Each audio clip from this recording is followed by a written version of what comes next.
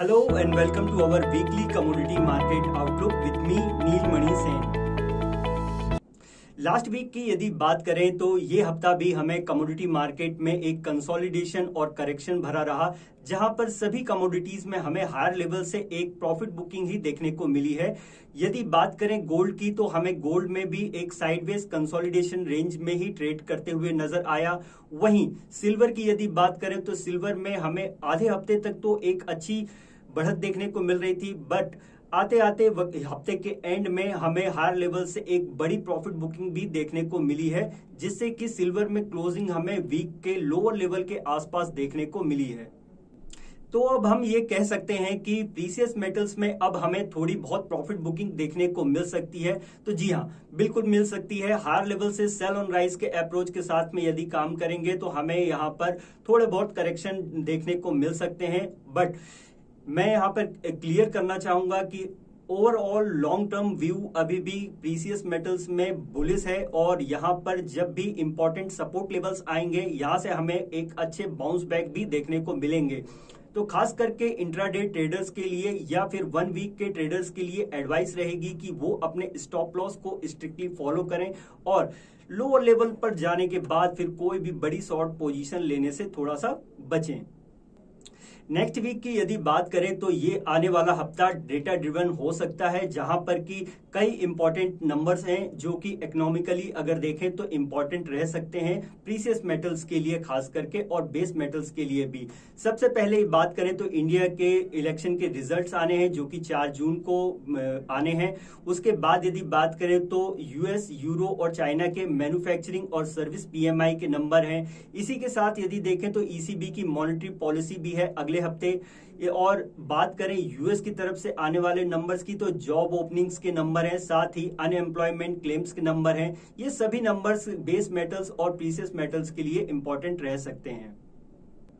For next week gold में यदि एक इंपॉर्टेंट सपोर्ट की बात करें तो 71,450 पर इंपॉर्टेंट सपोर्ट लेवल है। वहीं रेजिस्टेंस की यदि बात करें तो 72,700 पर इंपॉर्टेंट रेजिस्टेंस निकल करके आ रहा है। वहीं सिल्वर की यदि बात करें तो सिल्वर में 90,250 का एक इंपॉर्टेंट सपोर्ट लेवल है। वहीं अब यदि रेजिस्टेंस की बात करें तो 95,200 पर इंपॉर्टेंट रेजिस्टेंस है, और अगली तेजी इस लेवल को क्रॉस करने के बाद ही हमें सिल्वर में देखने को मिलेगी। आगे बढ़ते हैं। आने वाला हफ्ता एनर्जी पैक के लिए भी काफी इंपॉर्टेंट रहने वाला है, क्योंकि कल 2 जून को ओपेक प्लस देशों की मीटिंग है और उसका आउटकम निकल करके आएगा, और वो क्रूड ऑयल के प्राइजेस को इम्पैक्ट कर सकता है। कि किस तरीके से वहां पे अपडेट्स आते हैं वो उसके ऊपर निर्भर करेगा।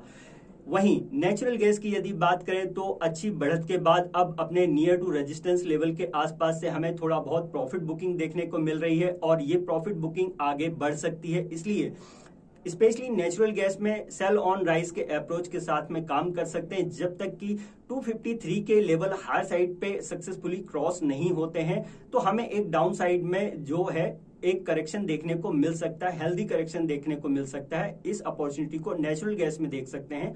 वहीं क्रूड ऑयल में अभी ओपेक प्लस देशों के जो आउटकम आएगा उसके बाद किस तरीके से पोजीशनिंग होती है, वहां पर फिर उस हिसाब से हम पोजीशन ले सकते हैं।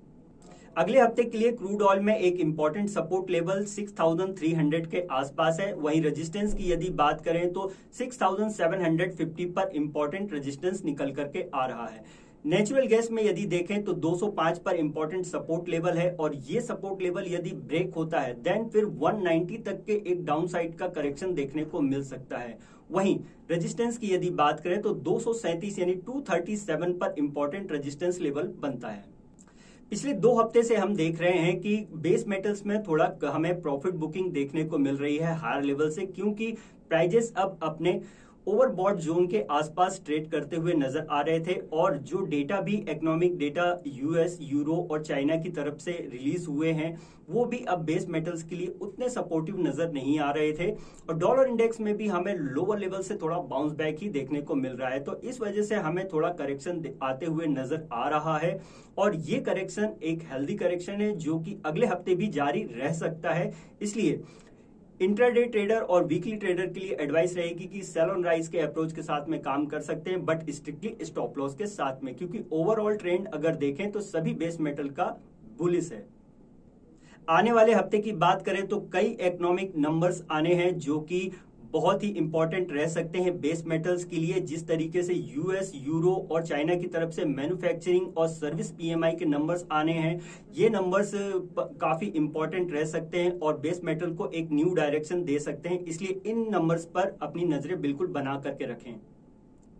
टेक्निकली हम बात कर चुके हैं कि सेल ऑन राइज के अप्रोच के साथ अगले हफ्ते काम किया जा सकता है, इसलिए बट स्ट्रिक्टली स्टॉप लॉस जरूर मेंटेन रखना चाहिए।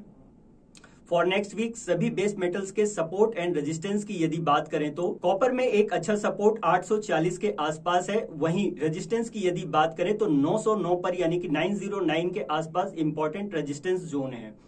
जिंक के लिए इंपॉर्टेंट सपोर्ट लेवल रहेगा 267 के आसपास। वहीं रेजिस्टेंस यदि देखें तो 278 पर इंपॉर्टेंट रेजिस्टेंस बनता है। एल्यूमिनियम में एक इंपॉर्टेंट सपोर्ट लेवल 239 के आसपास है। वहीं रेजिस्टेंस देखें तो 252 पर अभी भी इंटैक्ट है।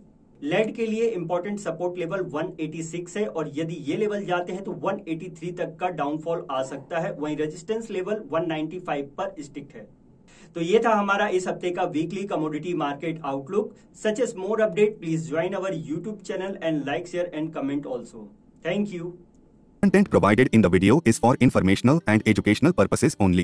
It does not constitute or imply a recommendation to engage in any securities transactions or investment strategies. We do not provide personalized advice or determine suitability for individuals' financial needs. Please conduct your own analysis and consider your personal circumstances before making any investment decisions.